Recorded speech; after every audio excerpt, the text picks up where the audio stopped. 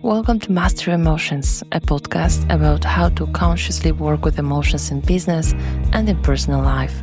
My name is Magdalena Michulis, and I invite you to join conversations with experts, specialists, and practitioners who share their experience and proven ways of translating emotional intelligence into concrete decisions, relationships, and everyday choices.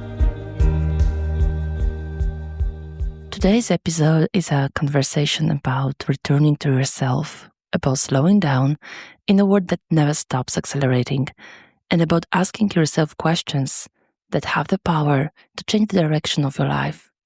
It is also a conversation about how, among all the voices coming from the outside, to finally hear the one voice that truly matters, your own. Have you ever wondered at what point we lose connection with ourselves, or what it really means to trust your intuition when nothing feels certain? And is it possible to consciously create your life instead of simply reacting to it? Today we'll explore these questions and many other aspects of change, awareness, and inner strength with Anna Lekawska, an anthropologist, transformation leader, and writer-researcher who has spent more than 18 years supporting people through change and helping them transform it into a conscious art of living. Anna combines science, experience, and intuition in her work. She says that she heals through words and that her words are often the beginning of or support for a transformation process. She's also someone who can step into more difficult, less obvious spaces and help others find meaning, direction, and light within them. The starting point for our conversation is her debut book, Discover Your True Self, which invites us to slow down, look inward, and ask ourselves one of the most important questions of all. What will your story be? In this conversation, Anna will talk to us about, among other things, what true transformation means to her and what most often holds us back from it, how to learn to listen to yourself in a world full of expectations and constant stimulation, what intuition really is and how to distinguish it from fear, and how to make decisions that are truly your own. Thank you very much for being here with us and enjoy listening. Anna, welcome to the podcast Master Your Emotions. I'm truly happy to have you here today. When I was reading about your book and your story, I had this feeling of meeting someone who has walked her path very consciously, from a place where there wasn't always support or clarity to a space where you can not only understand things deeply, but also share that understanding with others. And what really moved me was this idea of people who appear in our lives and see something in us before we are fully able to see it ourselves. I was also very drawn to the way you connect different words, science, lived experience, intuition, and the way you simplify things that often feel very complex. I feel like this is something we deeply need today, someone who can speak about important things in a way that genuinely reaches people. That's why I'm really looking forward to this conversation, to hearing your perspective and to exploring a little more of the journey you've been through. Thank you so much for accepting the invitation and being here with us today. Thank you so much, Magda. It's such a pleasure for me to be here. Thank you for the invitation. I am also looking forward for this conversation. I know that yesterday was a big day for you because your book has been officially published. How are you feeling about this? Oh, it was really great. I would say it was a lot of work. Can imagine. Lots of emotions, but it was great. I would say that it was not so easy to be done in terms of the time zone differences because I have some readers in Europe and even in Asia and here in the US.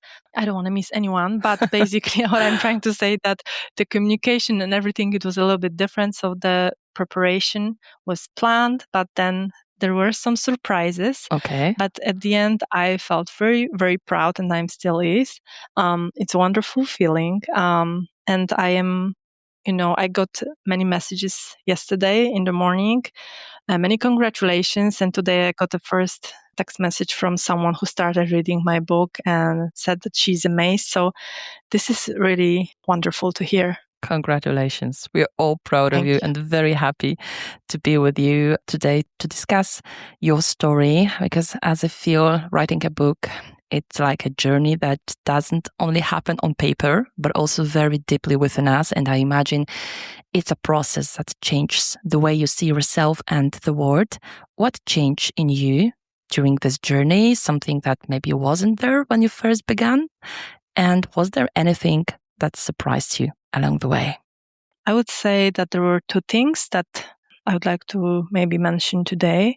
So the first was when I realized that the language can be like a real bridge, like between me and the reader, between my experience and understanding, between chaos and meaning. It came to me when I was really writing and going through all of my stories. The second was to trust in the process itself. I didn't anticipate how demanding it would be to create and publish a book. Yeah. But I'm grateful I went through it. It gave me the sense that it was worth trusting the path, even I didn't know what I would experience along the way and what would be the outcome. This is absolutely fascinating because before we consciously begin to discover ourselves, we often live inside roles and beliefs that feel obvious and ours. And listening to how you speak about your journey, there is a sense of transition between these words. Who were you before you began discovering your true self? And what was the first signal that there was something more? I knew who I supposed to be, but I didn't really know truly who I am. Mm-hmm. And for years, I operated from, I would say, a place of duty, ambition, like you said, many roles, and trying to kind of meet both my own expectations and the expectations of others. I see. I was effective, responsible, strong, but at the same time, I often felt that my own needs mattered a little bit less than everyone else's. And that's when I began to see just how many layers of stories and expectations I was covered with. Okay. And that was the moment when my real journey of discovering myself began. And over time, I realized I didn't have to live on autopilot or from the fear that had followed me for so long. And then slowly I started listening to myself, but more importantly, I've started trusting what I've heard. I feel like today it's very easy to lose connection with ourselves through speed, constant stimulation, and comparison that we do. Maybe sometimes even on a daily basis, we compare ourselves to others. In your perspective, what most often disconnects us from ourselves, and when is it easiest not even notice it happening? Yeah, I think the thing that most often disconnects us from ourselves is the pace we live at today. And first, like the overload of information, expectations, and responsibilities makes us operate on the autopilot more than ever before. We are so busy that we forget about our, being aware. We slip into the mode of I have to, I should, just one more thing, until our own inner voice slowly disappears. Second, I would say that we constantly compare ourselves to others all the time. Like we try to keep up with a world that constantly wants something from us. It's so easy to lose what's the simplest, like our own needs, our boundaries, and what truly matters to us.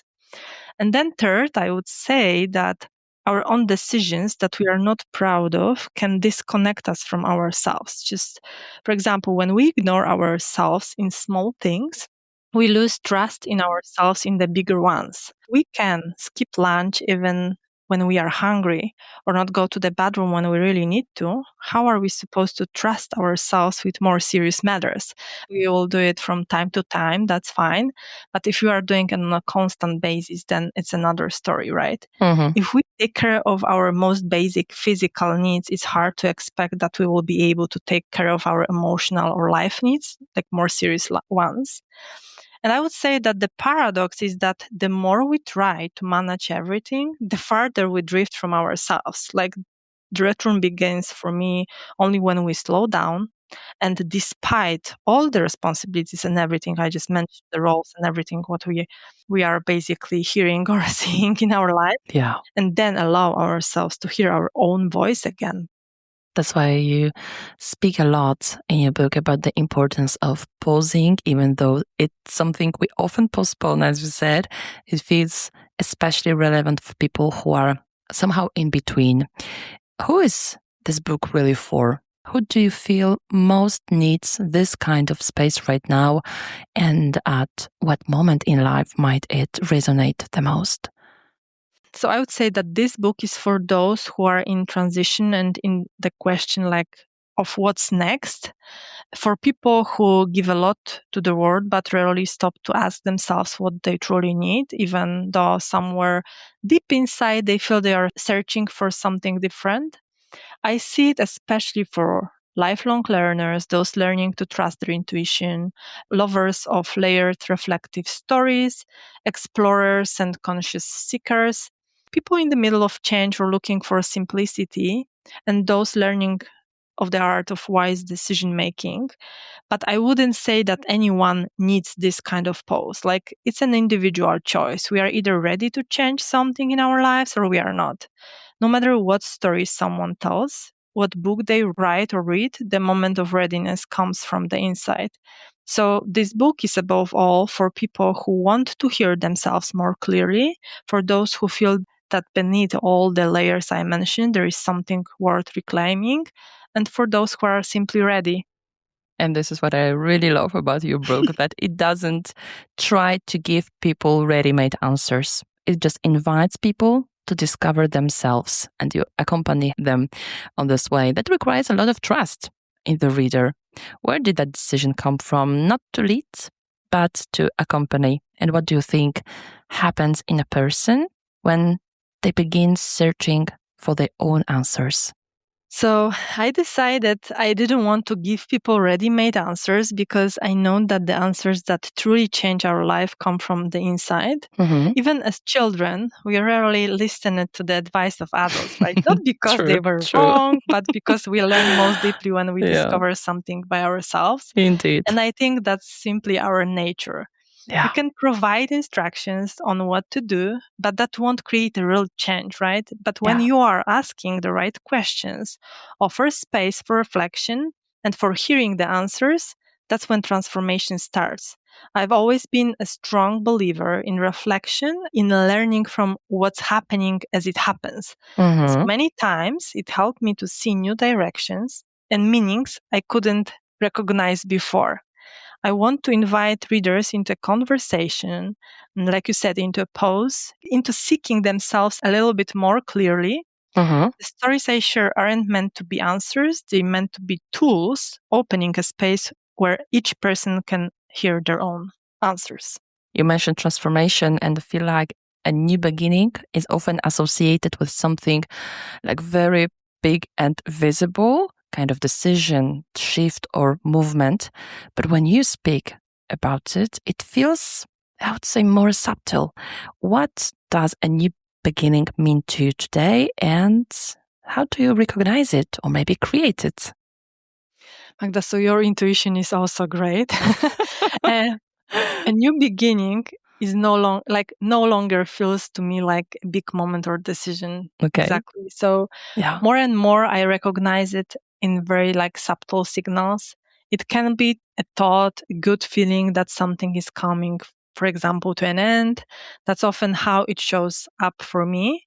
Sometimes it's a single sentence or something very symbolic I notice, and suddenly everything falls into place and I feel that something is shifting. So today, a new beginning is more of a state than an event to me. It's like readiness that appears long before I say out loud that I've made a decision or take the first step. You know what really touched me was that you say that each of us writes our own story, and it carries both freedom and responsibility. At what point in your life did you truly feel that you could shape your story? What changed in your choices after that moment? Yeah, I mean, I am glad that you used the word like story word because Mm-hmm. many people are asking about history, and I am then saying that and recalling my first mentor who used to say, be a question, history closes up. Yeah. So I'm grateful that you did it. Mm-hmm. I felt that I truly had influence over my stories the moment I took full responsibility for my life, basically for everything, what I do, what I say, what I choose, and what I not choose, right? So Mm-hmm. that was the moment I stopped looking for someone to blame.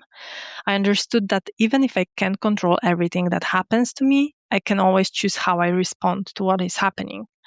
Of course, this, didn't happen in a single day. It was a process and still is. But first came awareness, then the decision, and then the action. And now it's the everyday choices that matter. And my son, fascinated by physics and quantum theory, often says, like, Mom, remember every time you make a decision, you open up a new universe. I am basically thinking about it every time I'm making a decision, because with every decision, even the smallest one, we really shape our future. It's really beautiful what you said. Thank you. Whenever you repeat this, you quote this sentence, it really touches deeply. And this is exactly the point, that our stories are full of various changes. Change is something we all experience, but we don't always accept it. In your perspective, it's not always about controlling something, like controlling our life or controlling our story, but about allowing things to happen, to accept them. What was the most difficult change for you, the one you had to accept rather than control? And what do you think most often stops people from stepping into change? Yeah, the topic of change is incredibly broad. And but if I had to point to one life change that was the most complex and multidimensional for me, it would be the moment when I moved to another country with my son with just one suitcase. Actually, it was my strong belief in change itself. It was something that helped me to make that decision. It was a change on the level of identity, safety, language, culture, and so many other layers. Everything familiar was behind me, and that was exactly the kind of change that you cannot control, like you said. I could only accept it, Only accept. and step by step, day by day, learning what is new. Mm-hmm. And just to be clear, there are still some surprises, and I think it would be great for another book, I assume because so. I have so many funny stories on how I reacted versus what was expected. But I I really don't count want on reading them in your next book, I don't want to hijack this podcast, so let Okay, me not focus on this here. no problem. But like you said, change is everywhere, in our daily decisions, in the way we think, in how we respond to the world. And we often forget that our brain is not always our friend in these moments. If I had to name one thing that most often stops people from stepping into change, it would be the fear of the unknown. When we enter a new environment, the brain initially interprets it as a threat because it has no previous experiences to reference. It's a natural protective mechanism meant to keep us alive, but at the same time, it can hold us back from moving forward. That's why we so often stay in place, not because we don't want to change, but because our nervous system needs to feel safe. And of course, there are some strategies that we can apply. So, for example, exposure and repetition, applying curiosity instead of fear, or simply being aware and use reflection that we can, basically practice to be better when any kind of changes are part of, especially unexpected, part of our life, so we can work on it. In your publications, you speak a lot about intuition, something very quiet yet very guiding. We live in a world full of opinions. It's really easy to lose it. Thinking about change, transformation, and at the same time listening to our intuition, how can we tell the difference between our own inner voice and the echo of fear, or maybe sometimes other people's expectations? How do we learn to trust it without guarantees? Magda, thank you so much for this question. I believe that learning to distinguish our own voice from the echo of fear or the expectations of others is one of the most important skills I developed. For me, the key was understanding that three different voices sound completely different, but I needed time to learn how to recognize them. And I would say The voice of intuition is calm and clear. I like to say, when you know, you know. So no explanation needed. When something is truly mine, I feel a sense of lightness in my body, even when the decisions are not very easy ones. And sometimes I search for a solution for a long time. And when I finally act in alignment with myself, those are the moments that I told you previously, like these are the suddenly clicks and everything falls into place. I call them like aha moments. So small flashes of clarity. The voice of fear is loud, fast, and full of scenarios. Fear says, be careful, don't risk, what if? But the word if in a negative meaning. It creates stories meant to protect us, but they often only hold us back. These are the voices that try to pull us away from change. And in my body, fear shows up as tension, usually in my stomach or shoulders. For example, my breath becomes shallow and my body is basically ready to defend itself. And definitely fear narrows our perspective. The voice of others, people expectations sounds like I should. It's the voice of roles, norms, family stories, culture, comparisons, and all that stuff. It often seems logical, but it isn't ours. It pushes us in a direction that looks good on the outside, but doesn't bring peace on the inside. And in my body, it feels like heaviness, as if something is pushing me forward, even though I don't want to go there. Like there is a stiffness, tension in my back, and sense of I must, like even when my body says I don't want to go. Yeah. And over time, I learned one thing, that intuition creates space, fear takes it away, and expectations narrow it. So, yeah, I truly believe that each of us has the ability to read these voices. We just need practice as well. Again. Yeah. But what's really most difficult with intuition is that we never have certainty, that this is the right choice, the right direction that we are taking. And this is when we often look for answers outside. Your perspective, again, invites us to return inward. How do you make decisions today when you're not sure what the right choice is? What becomes kind of your reference point? Yeah, I would say that vulnerability and courage are coming here, right? Because real courage is actually going into something. And I know that Brené Brown is saying a lot about it, like going into something that you don't know the outcomes, right? And you are doing it anyway. And today, when I am unsure what the right decision is, and I completely agree with you that in most of the cases, we are looking for some kind of confirmation, very often from the outside. I've noticed that some decisions need to be more mature, like, that I start by giving myself more time to make the decision. But if I cannot do it and I feel that I need more time, then I am basically trying to follow some simple principles. And first of all, I'm listening to my body and observe my reactions. I already covered this a little bit in the previous question, Yes. so I don't want to repeat. I ask myself a question like, is this decision aligned with me or with someone else's expectations? Because even if you will think about it for a moment, you will be more likely able to answer to that, right? True. Yeah. And then I choose what brings peace, not what brings instant relief. And if you would think about it, under pressure, relief comes quickly, like it really, as quickly as it came, goes away. Soon after, guilt, disappointment, or self blame appear. When we think short term, it's easier to meet expectations than to stand in our truth and express what we really feel. So often out of fear or rejections or exclusion, for example. And when I don't really want to make the decision at the moment, I also take a small step instead of a big one. It lets me test the direction without risking getting stuck in something that I don't want to do or be in. So over time, I've learned that uncertainty isn't a sign that something is wrong. Often it's simply a sign that I need a moment, just enough time to hear myself clearly. I see. But there is just one more piece of this picture. There are moments when we choose something that doesn't make sense logically, but feels right internally. Do you remember such a moment when you trusted your intuition over logic? And what did it open for you? Yes, I remember that moment very clearly. And to be honest, not only one moment, I had many moments like that. Yeah. There was a situation in my life where everything seemed fine on the surface, like logical, sensible, stable.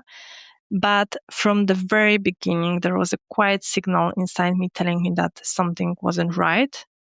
I couldn't describe that. I didn't have any proofs. I just felt it. I couldn't name it at the time. There was only a subtle tension in my body that was going back and back every time I tried to ignore it. And at one point, I felt so overwhelmed and exhausted that I decided to trust that signal, even though I still had no proof. And because of that, I was able to end a certain chapter much faster than I would have if I had relied on the logic alone. And I would say that intuition helped me a lot because it saved my time, energy, and emotional strain. And that experience taught me one thing, that intuition doesn't always give answers, like you said, confirmation, Mm-hmm. but it always gives you the direction. And when we feel that quiet pay attention, it's not an accident, it's an important message meant for us. It's really inspiring what you said, listening to yourself over logic or common sense. And your work is very much about helping people to listen themselves, which is, let's be honest, it's not easy today because there is so much noise, so many expectations around. And we consider this as a process. This is how I imagine this, that people get back to themselves. They lose themselves from time to time, but then they get back to them. So how do you guide people back to themselves? Where is the best place to start? So I wrote a long post about this recently because I received a lot of questions on the topic. Someone asked me, I keep getting distracted. I feel like my mind is somewhere else. What's wrong with me, and what would you advise?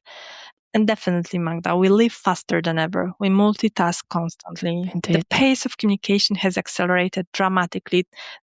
Everything's thanks to digital tools and the overall pace of life. And it is all shaped by constant connectivity and instant information flow. Even when I am comparing my childhood to my son's childhood, oh my God, the gap is so big, okay? Like, he sometimes is looking at me. If I am telling him that I was going to a library to do my homework on Friday evenings or afternoons, he's looking at me if I, the way like, what are you talking to me like, like that. And the thing is that when the world speeds up like this, our attention simply can't process everything at that pace. It's not possible. So I would say that the first step is not to judge ourselves, because it's worth seeing that how we are behaving in this particular case, it's our brain reaction. It's not that this is a sign that something is wrong with us. It's basically something that we need to acknowledge and then think on how we can help ourselves.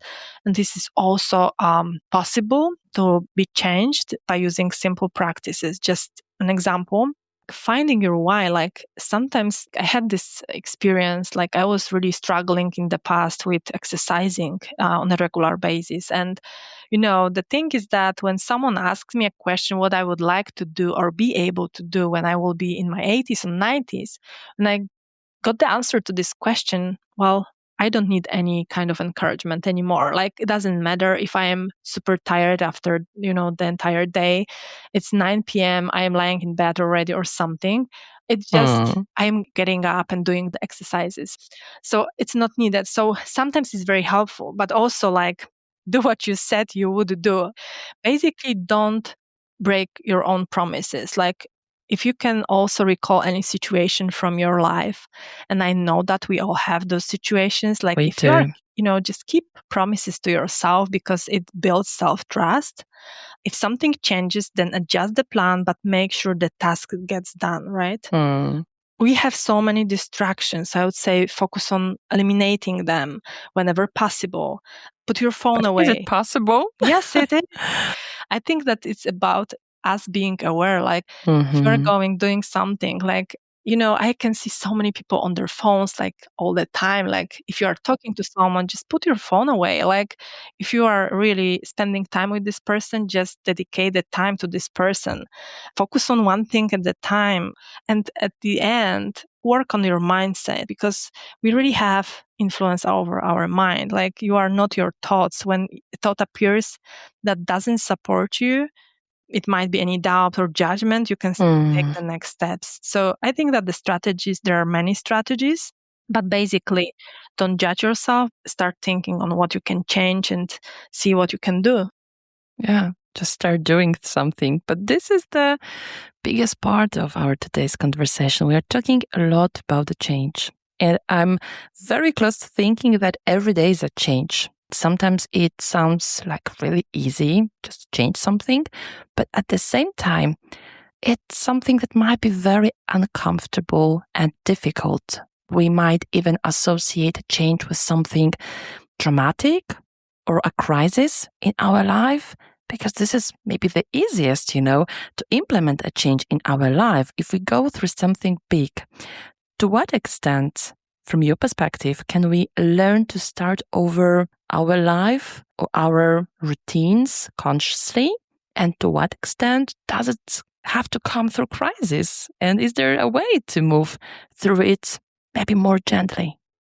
Well, I believe we can learn to start over consciously, but only when we don't wait until the very last moment to make a decision.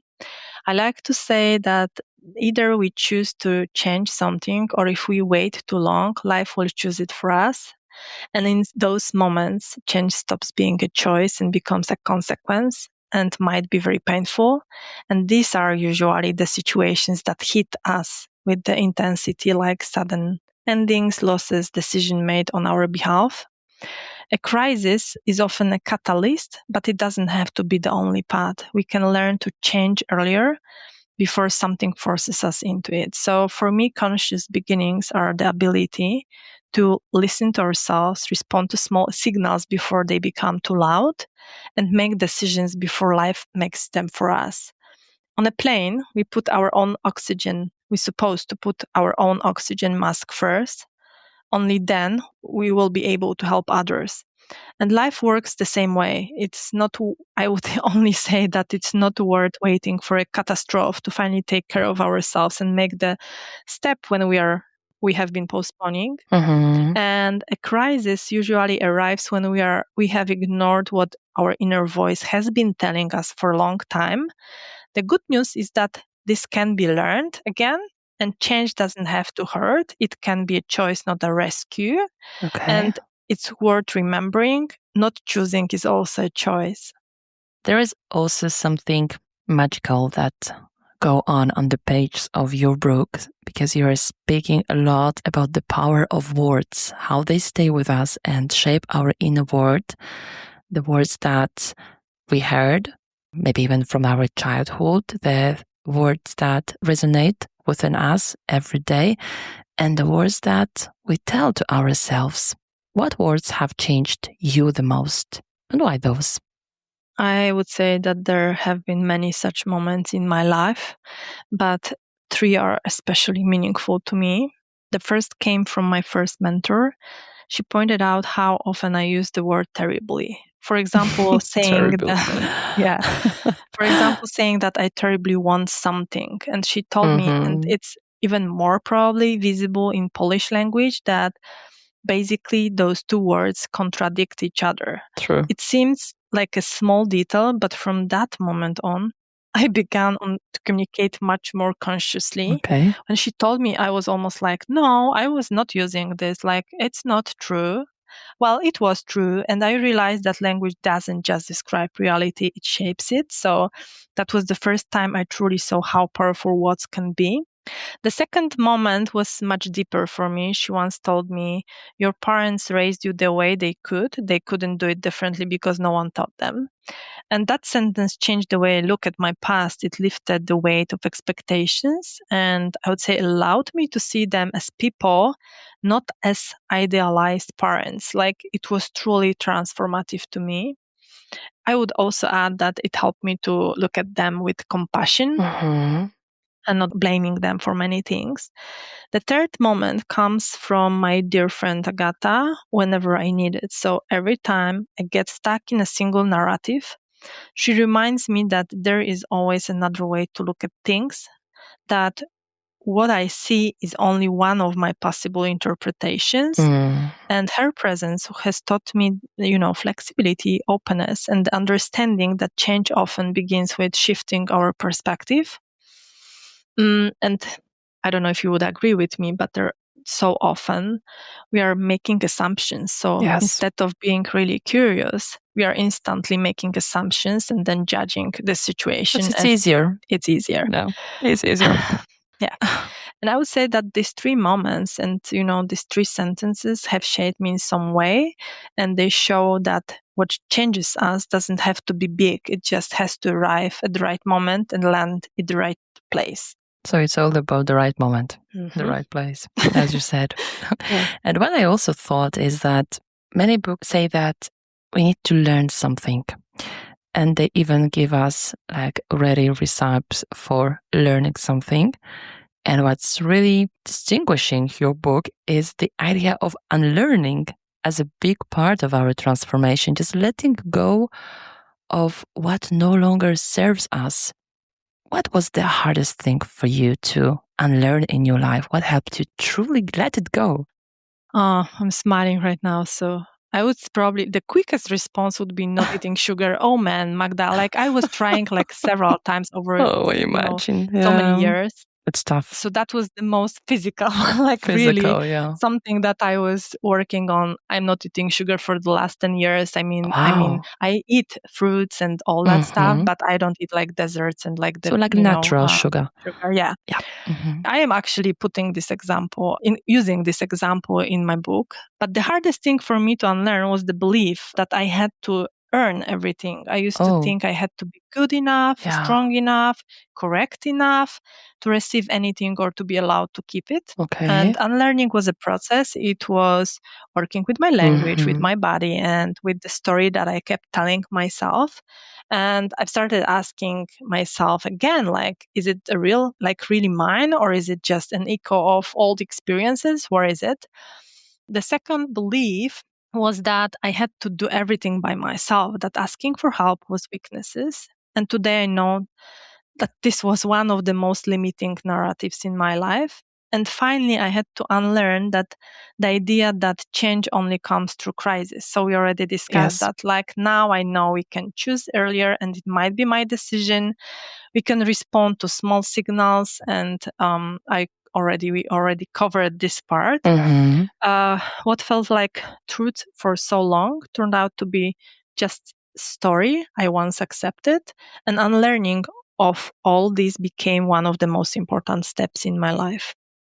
You said working with your language, and we discussed already the power of words we tell to ourselves. So what came to my mind is that the way we speak to ourselves somehow creates our inner environment. What changes when we begin speaking to ourselves with awareness instead of judgment or, as you mentioned, assumptions? And when do we need that the most? Almost everything is changing. Like judgment is really closing. Yeah. Awareness opens up. Judgment says you messed it up again. Awareness says look at what is happening inside you. These are two completely different energies. And when we speak to ourselves with judgment, the body goes into defense mode. You don't want to do many things. Then I think that you are basically switching off the curiosity at the same time, because if you are more focused on defending, and this mode, you will not be curious and relaxed, right? Yeah. When we speak to ourselves with awareness, well, space appears. We can breathe, we can reflect, we can basically be more creative. And our decision making changes too as well, because I would say that instead of reacting automatically, we begin to respond consciously, right? Instead of punishing ourselves for mistakes, we start to understand them and we can correct certain decisions in the future. Instead of fighting with ourselves, we began to listen to ourselves. And I would say that this transforms our relationship with ourselves. Then it's possible for us to become like our supporters. Awareness doesn't magically change the world around us, but it changes the way we meet that world and the way we meet ourselves. And this is what your book really does. It covers a very important part of our life, which are the moments in between. This is the way you call them, the moments in between, when something has ended and the new hasn't taken form yet. Do you recognize that space in your life? How do you stay there without rushing to escape it, even if this is the easiest scenario we could take? I would say that I recognize that moment through 3 signals. And these signals appear long before anything changes on the outside. So it's not an intellectual decision. First, the body starts speaking. The body always knows first. Like you can feel, like I've told you already, like tension, discomfort, a Yes. sense of heaviness might show up. The second one is, I would say, a persistent kind of discomfort appears. So not a moment of doubt, but a repeating feeling that something is off. And as if we are trying to fit into something that has already become too tight. And then the third one, that energy level is different. So we keep doing the things that we always have, but the joy, curiosity, and the sense of flow are gone. And I want to pause here for a moment because I believe this is the hardest stage when we are going through a change. And that was the most challenging stage for me when I was in so-called in between. Because in this space, we are already, like you said, we already know something isn't right for us, but we don't yet know how to change it, or we are only just began the process. We have no map, right? Like No map. we don't know sometimes where to go. And I often compare this state to standing on a bridge. So again, we don't want to go back on what was there. You can see this side, right? At the same time, you already can see the new, but we don't know yet how it will feel once we step into it, right? Over time, I've learned that this is the moment, even though it's not easy, it's really necessary because we also have time in this in between to kind of get used to certain things, develop new habits. Like I've said, maybe unlearn certain things. But also, this is the time when people who are close to us may show signals of discomfort because we are no longer behaving the way we used to. When I was experiencing this for the first time, I was kind of mad because I was like, okay, this is challenging to me, the change itself. Why they're not supporting me? But they are very confused. Like if we were doing something in a certain way for a really long time, just don't blame them as well. Like they are very surprised.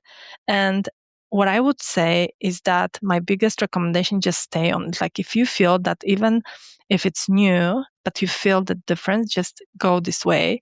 And these people, you will either lose them on the way, which is also fine in certain situations, or they will adapt their behaviors to what you are doing because they would finally see that, yeah, this is like your new approach, but it serves you, so they will support you at the end. So we don't know. We need to know what will come next. It's enough to trust our, the signals that we are seeing. We never know what comes next. No. That's the magic in life. So what we could say as well is that your book is about self-discovery, just a wonderful space, for self-discovery, which is often presented as something we can achieve. However, your perspective suggests something more ongoing. Does self-discovery have, let's say, an endpoint for you, or is it a path we just keep returning to? What shifts when we start seeing it this way? Well, for me, self-discovery has no endpoint for sure. Like it's not a project you can finish, tick your, check the box, and then you can say that, oh, I'm done. I'm done. And, no more work. Next. It's great. It's a path we return to again and again, sometimes consciously, sometimes because life gently or not so gently invites us back to it. So there are moments when we feel stable, settled, certain of who we are. And then something happens that reveals another layer, a new fear, a new truth, a new part of ourselves we hadn't seen before. And suddenly what felt true a year ago no longer is. I don't know if you had this situation. And sometimes even I was surprised with what I was like, how possible I couldn't see it before? Well, Exactly how? I was either not ready or, but basic that's the case. That's why I see self-discover as a process rather than destination. Mm-hmm. And I think that's the beautiful part, that we don't know everything about ourselves in order to keep moving forward. And it's enough to be willing to return to the path, to the reflection, awareness, curiosity, whatever we want to go back to. And the process doesn't end, but over time it becomes more natural for us and it's easier to go back to. Yeah. Discover your true self. Your book feels really like something people can come back to at different moments in their life. It's not just a book that you can read once and never come back to. It's a kind of a space you can always relive and you can always use in a various moments of your life. How would you like the reader to feel after the last page? What would you like them to carry with them? Before I will respond to your question, I would like to share that this is something that I am the most happy about when I am receiving, and I'm receiving more and more messages from my readers, and they are saying, Anna, your text is not something that you basically can just read once and Exactly. let it go. It's working, like it stays with me, and I am just, figuring things out I love it. long after I read the text. The most funny situation that I've had was someone called me, asked me if I have a time for a quick chat. Mm-hmm. And someone was saying, Anna, I read this super, inspirational words recently, and this person is quoting me, and I am smiling.